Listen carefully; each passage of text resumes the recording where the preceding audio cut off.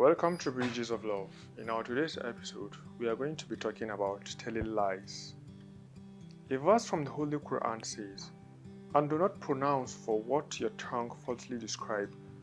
This is lawful and this is forbidden, so that you fabricate falsehood in attribution to Allah. Surely, those who fabricate falsehood in attribution to Allah do not prosper." Quran 16, verse 116. And a hadith of Rasulullah sallAllahu alayhi said, "Righteousness leads to goodness, and goodness leads one to paradise. So long as one remains steadfast on righteousness, he or she will eventually be attested as truthful in Allah's opinion." Telling lies leads one to go astray, and deviation. And deviation leads one to the hellfire.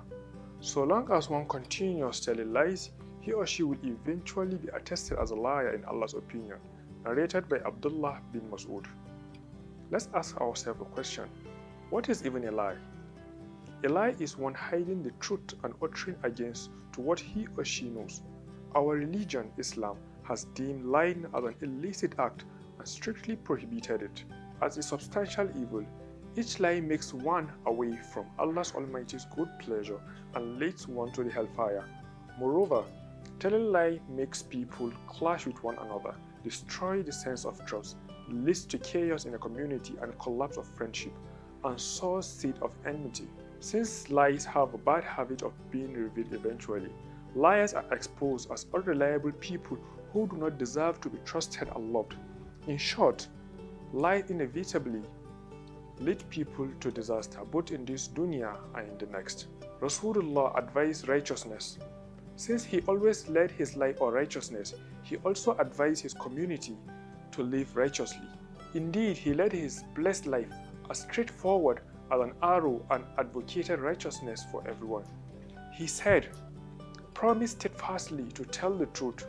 Do not ever blend lies into your lives, so that I may promise you with the paradise." Until the advent of the prophethood to him at the age of 40, and until the end of his life, no one ever witnessed or heard him utter any untruthful statement or break any promise. A companion said, "One of those days in the ages of ignorance, Rasulullah sallAllahu alayhi and I had agreed to meet somewhere. I forgot my promise. When I remembered, it was 3 days later. I rushed to the place of our meeting. I saw Rasulullah sallAllahu alayhi waiting for me there. He was neither angry nor cross with me. He simply said, 'Oh young man, you gave me trouble. I have been waiting for you for 3 days.'" Abu Sufyan, one of the fiercest enemies of Rasulullah sallAllahu alayhi confirmed Rasul's righteousness in the following incidents. Rasulullah sallAllahu alayhi dispatched letters to rulers of the neighboring countries. He also sent a letter to Heraclitus, the Byzantine emperor. Heraclitus read the letter thoroughly and invited Abu Sufyan, who was in Damascus in those days, to his palace. Heraclitus asked Abu Sufyan about Rasulullah sallallahu alaihi wasallam. "Who follow him to the most, the rich or the poor?" Abu Sufyan replied, "The poor." "Is there anyone who has stopped believing his message?"